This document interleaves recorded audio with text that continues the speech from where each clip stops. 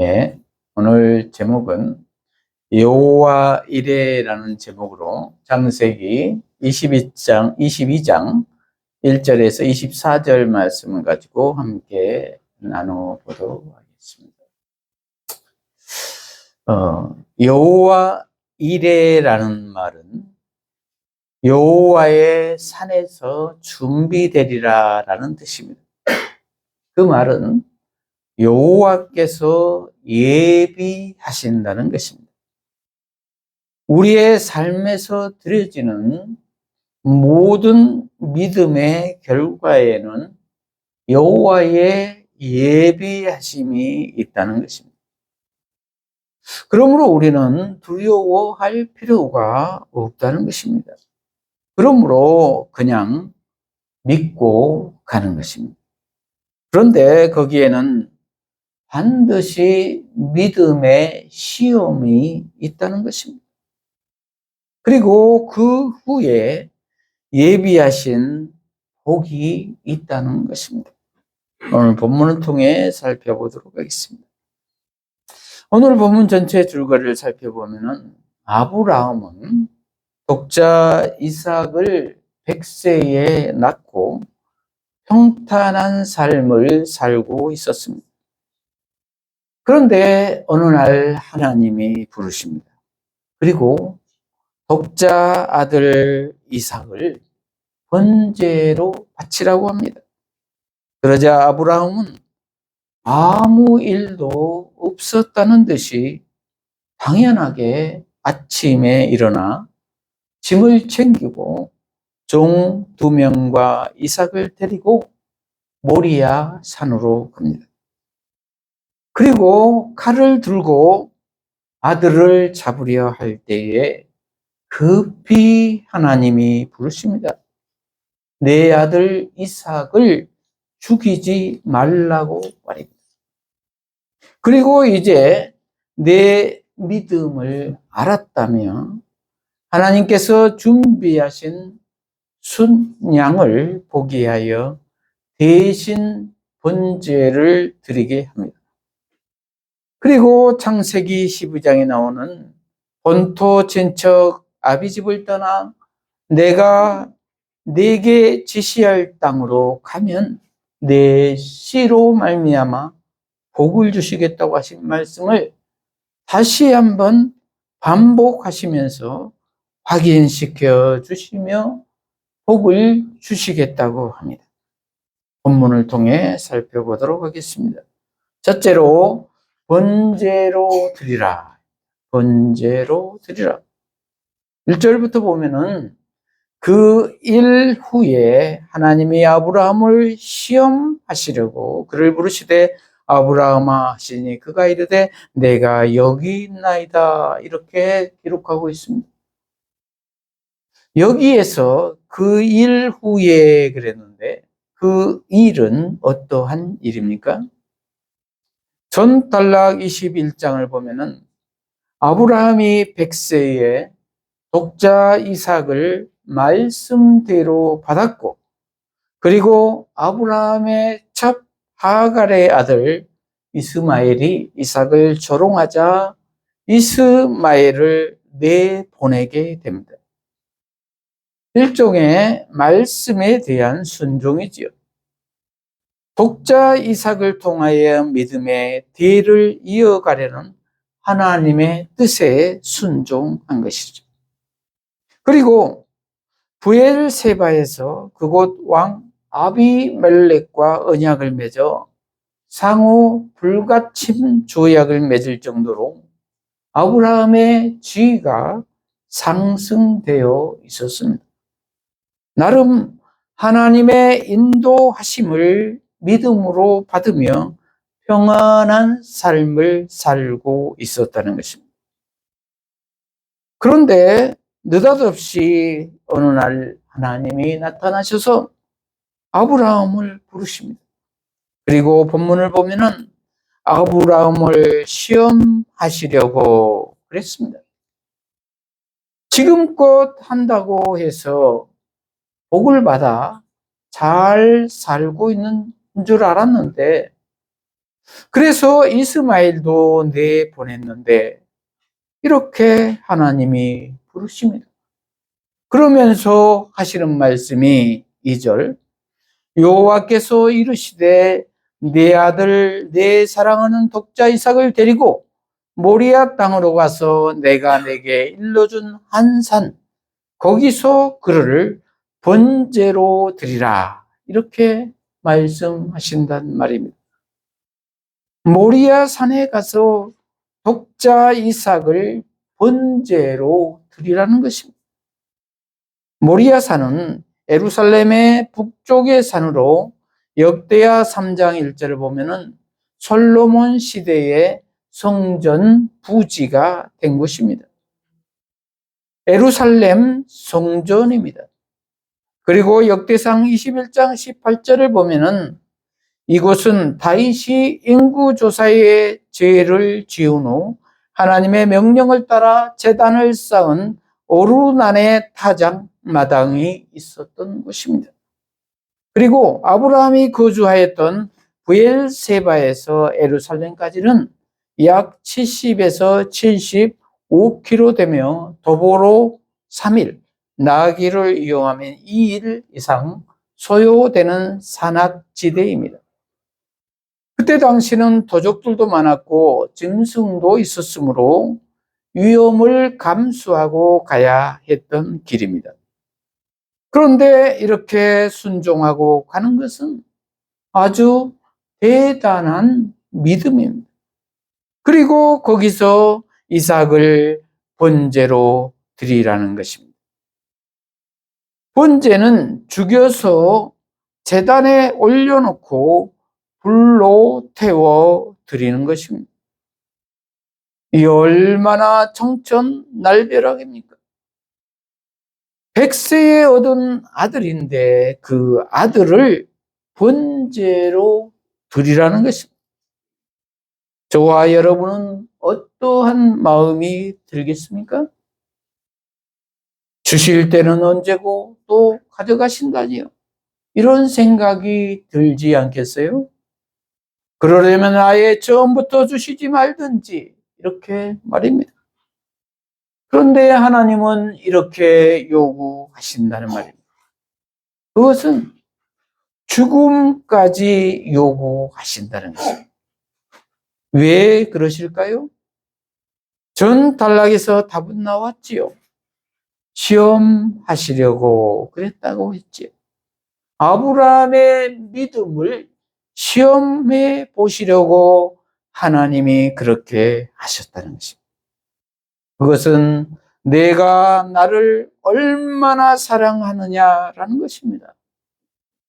내 아들보다 나를 더 사랑하느냐입니다. 내가 가장 소중히 여기는 것보다 나를 더 사랑하느냐입니다. 우리도 믿음의 여정을 갈 때 반드시 하나님이 시험이 있다는 것입니다. 그러므로 이상히 여기지 말아야 한다는 것입니다. 저와 여러분의 가장 소중한 것은 무엇입니까? 건강입니까? 돈입니까? 명예입니까? 관계입니까? 목숨입니까? 그것들을 다 내놓으라고 한다면 저와 여러분은 어떻게 하실 것 같습니까? 그리고 지금 그것들을 다 가져가 버린 상태라면 어떠한 생각이 들겠습니까? 하나님에 대한 믿음을 가지기가 참으로 힘들 것입니다. 받아들이기가 힘들 것입니다. 그러나 우리는 그 믿음의 시험에 통과해야 할 줄로 믿습니다. 이러한 우리 모두가 되시기를 축복합니다. 둘째로 즉시 순종하라. 즉시 순종하라. 그런데 아브라함은 3절에 보면은 아브라함이 아침에 일찍이 일어나 나귀의 안장을 지우고 두 종과 그의 아들 이삭을 데리고 번제에 쓸 나무를 쪼개어 가지고 떠나 하나님이 자기에게 일러주신 것으로 가더니 그랬습니다. 아브라함은 아무 일 없었다는 듯이 당연히 해야 할 일을 한 것처럼 아침에 일찍이 일어나 준비할 것들을 준비해 가지고 두 종과 이삭을 데리고 떠납니다. 즉시 떠났습니다. 즉시 순종입니다. 왜요라는 말이 없습니다.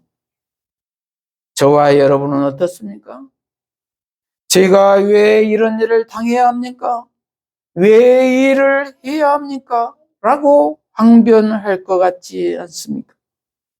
그런데 아브라함은 아주 대단한 믿음입니다. 그런데 아브라함이 처음부터 이러한 믿음이 있었을까요? 아닙니다. 그도 처음에는 자기 목숨을 위해서 아내를 팔기도 했습니다. 아내를 누이라고 말입니다. 그런데 이렇게 믿음이 성장한 것입니다. 그것은 지나온 세월 동안 하나님의 인도하심을 수없이 보아왔기에 가능했을 것입니다. 100세에 어떻게 아들을 얻을 수가 있었겠습니까? 자기 아내 사라도 웃었습니다.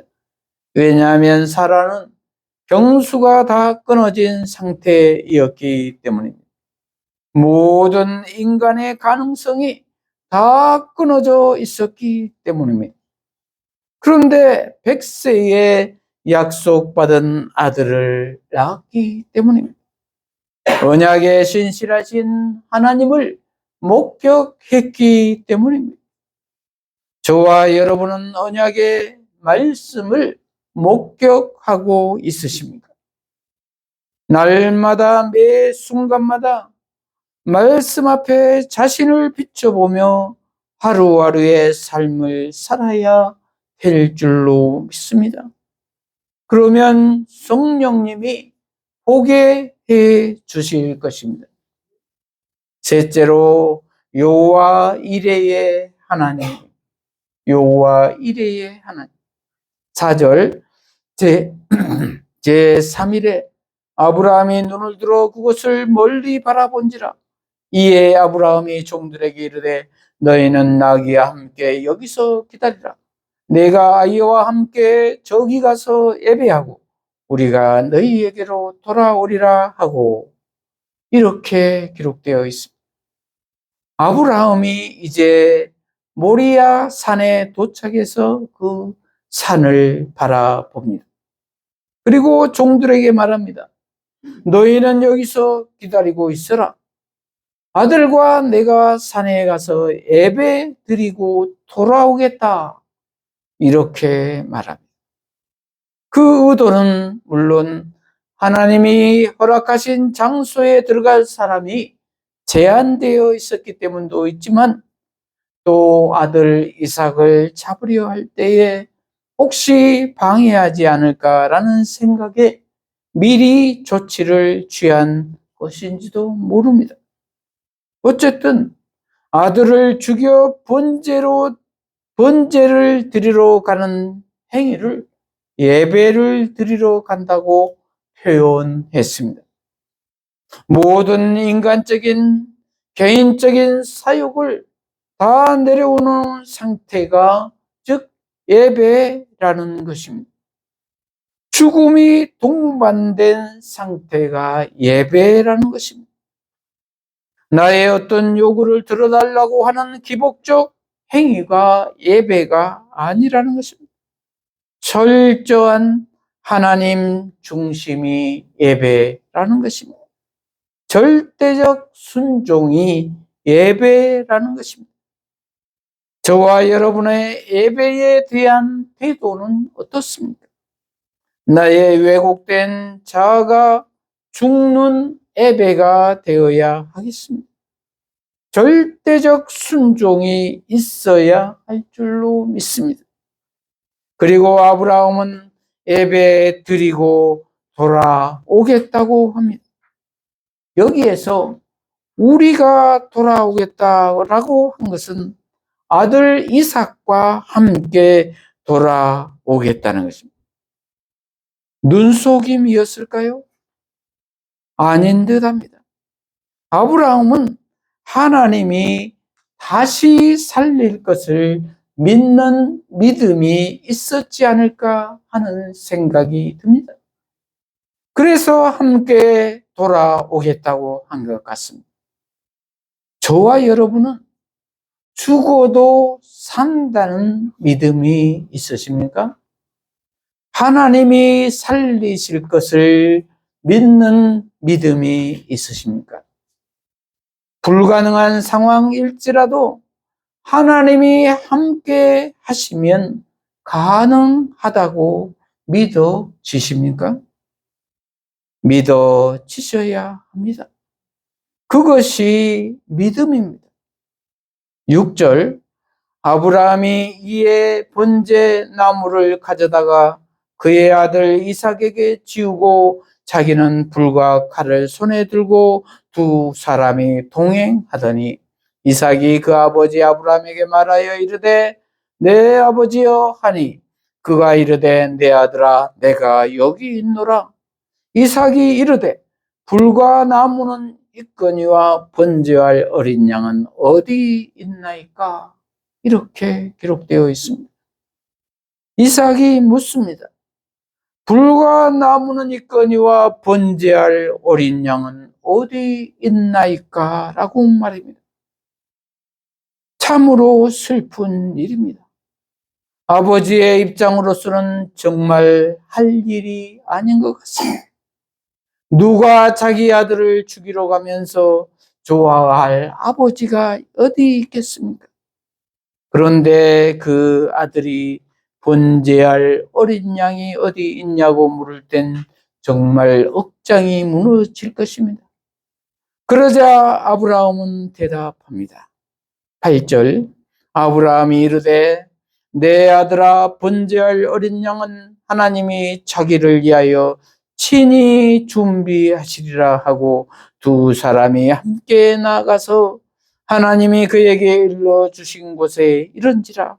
이에 아브라함이 그곳에 제단을 쌓고 나무를 버려놓고 그 아들 이삭을 결박하여 제단 나무 위에 놓고 이렇게 기록하고 있습니다. 이삭이 묻자 번제할 어린 양은 하나님이 자기를 위하여 친히 준비하실 것이다. 이렇게 말합니다. 이삭이 알아들었을까요? 하나님의 뜻에 순종하는 것이라 알아들었을 것 같습니다. 아브라함의 순종과 아울러 대를 이은 이삭의 순종입니다. 그래서 25살 정도 된 건장한 청년이 노인 아브라함에게 반항하지 않고 순순히 결박당해 번제단까지 올라가 누워 있는 것입니다. 만약 이삭이 불순종하여 반항했다면 아브라함, 이삭, 야곱에 이르는 믿음의 계보는 이루어지지 않았을 것입니다. 하나님이 하신 일입니다. 저와 여러분은 순종할 수 있겠습니까? 순종해야 할 줄로 믿습니다.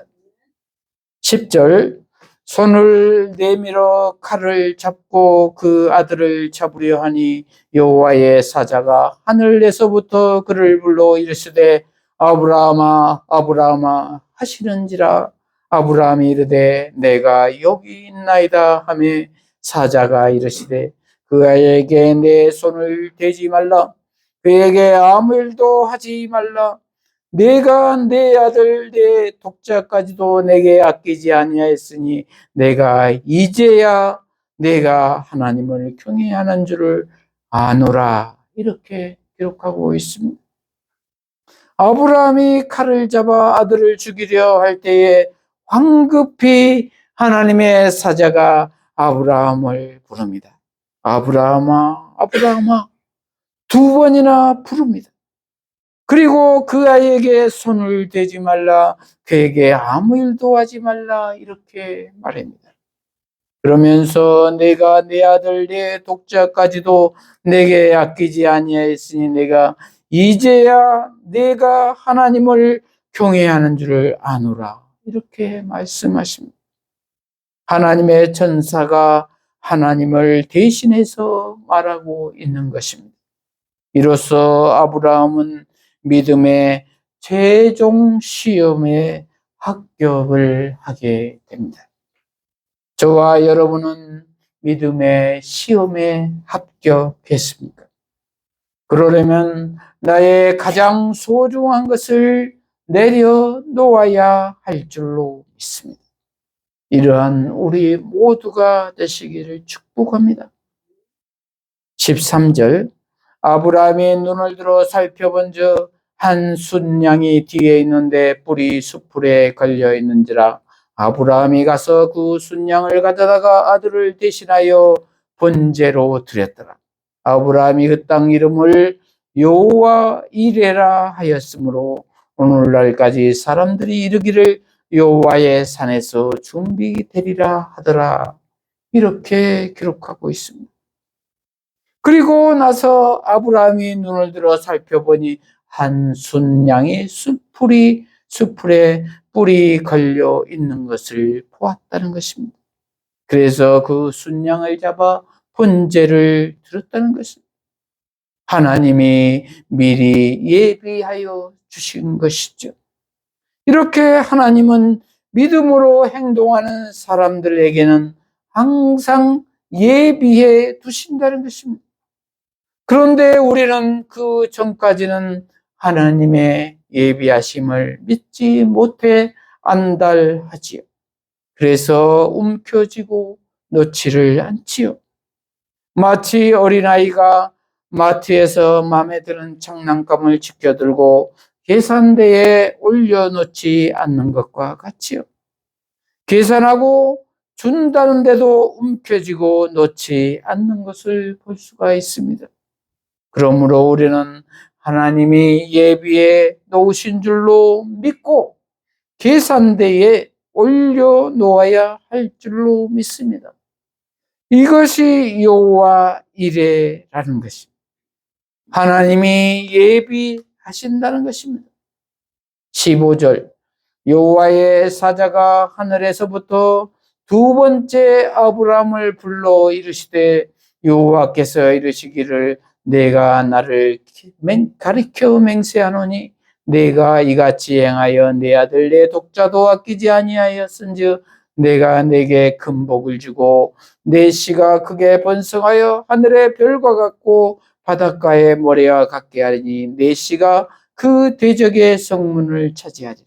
또 내 씨로 말미암아 천하 만민이 복을 받으리니 이는 내가 나의 말을 준행하였음이니라 하셨다 하니라. 이에 아브라함이 그의 종들에게로 돌아가서 함께 떠나 브엘세바에 이르러 거기 거주하였더라. 이렇게 기록하고 있습니다. 이제 여호와의 사자가 두 번째 부릅니다. 그리고 확신시켜 줍니다.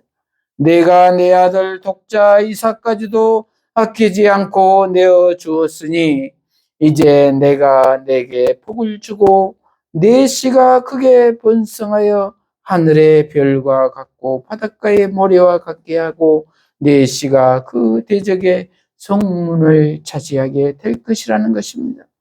그리고 내 씨로 말미암아 천하 만민이 복을 받을 것이라는 것입니다. 이는 내가 나의 말을 준행하였기 때문이라는 것입니다. 이렇게 순종의 복이 크다는 것입니다. 이것은 창세기 12장에서 아브라함을 처음 부르면서 내 본토 친척 아비집을 떠나 내가 내게 지시할 땅으로 가면 내가 이러한 복을 주겠다라는 언약을 다시 한번 확인시켜주고 있는 것입니다. 이 씨는 믿음의 씨입니다. 예수 그리스도를 믿는 믿음의 씨를 예표하고 있는 것입니다. 예수를 구원주로 믿으면 이러한 복을 받게 된다는 것입니다. 그러면서 계속해서 본문을 보면 나중에 이삭의 아내 리브가를 만나게 예비하시고 그 후에 야곱으로 이어지게 하셔서 예수 그리스도까지 이어지게 하는 믿음의 복을 기록하고 있습니다. 넷째로 내일의 은혜를 준비하신 하나님, 내일의 은혜를 준비하신 하나님. 20절, 이 일 후에 어떤 사람이 아브라함에게 알리어 이르기를 밀가가 당신의 형제 나홀에게 자녀를 낳았다 하였더라. 이렇게 기록하고 있습니다. 어떤 사람이 아브라함에게 알려주었다는 것입니다. 그것은 아브라함의 동생 나홀의 족보에 대한 것입니다. 여기에서 밀가는 나홀의 아내이지요. 그런데 왜 이렇게 뜬금없이 나홀의 족보가 나오나 이렇게 생각할 수도 있는데 그렇지 않다는 것입니다. 이것은 나홀의 아내 밀가를 통하여 부두엘이 낳게 되고 부두엘을 통하여 리브가가 낳게 된다는 것이죠. 그래서 리브가는 이삭의 아내가 되고요. 이렇게 믿음의 계보가 연결된다는 것입니다. 그리고 마침내는 야곱의 12 자녀들을 통해서 이스라엘이 세워지고 다윗의 자손으로 우리의 구원자 예수 그리스도가 오시게 되지요. 믿음의 시험을 마친 아브라함에게 이렇게 내일의 은혜를 예비하신 하나님이시라는 것입니다. 여호와 이레의 하나님이시라는 것입니다. 그래서 지금까지 우리가 예수 그리스도를 통하여 예비하신 복을 받고 있는 것입니다. 그러므로 우리는 믿음의 시험이 올 때 그 너머에 있는 복을 기대하며 인내하며 기쁨으로 받아들여야 할 줄로 믿습니다. 그것이 비록 죽음일지라도 말입니다. 왜냐하면 예수 그리스도는 십자가에서 죽기까지 복종했기 때문입니다. 말씀을 마무리합니다. 요즘 저와 여러분의 믿음의 시험은 무엇입니까? 건강입니까? 돈입니까? 명예입니까? 관계입니까? 죽음입니까? 그러할 때 즉시 순종하는 저와 여러분이 되시기를 바랍니다. 그리고 그 너머에 있는 여호와 이레의 하나님을 보아야 할 것입니다. 예비하신 하나님을 보아야 할 것입니다.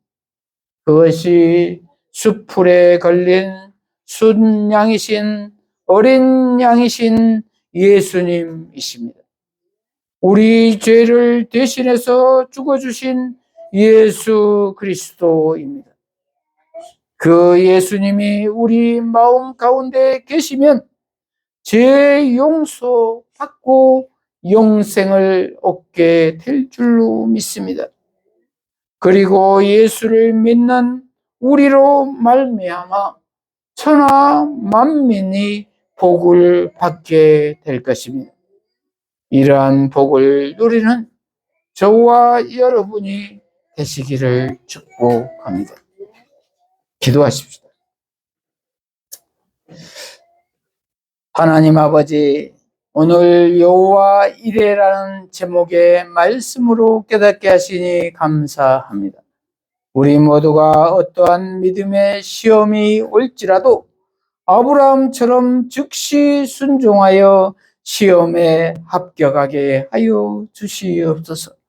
그리하여 여호와 이레의 복을, 예비된 복을 다 받게 하여 주시옵소서. 예수 그리스도가 나의 구주가 되는 복을 받게 하여 주시옵소서.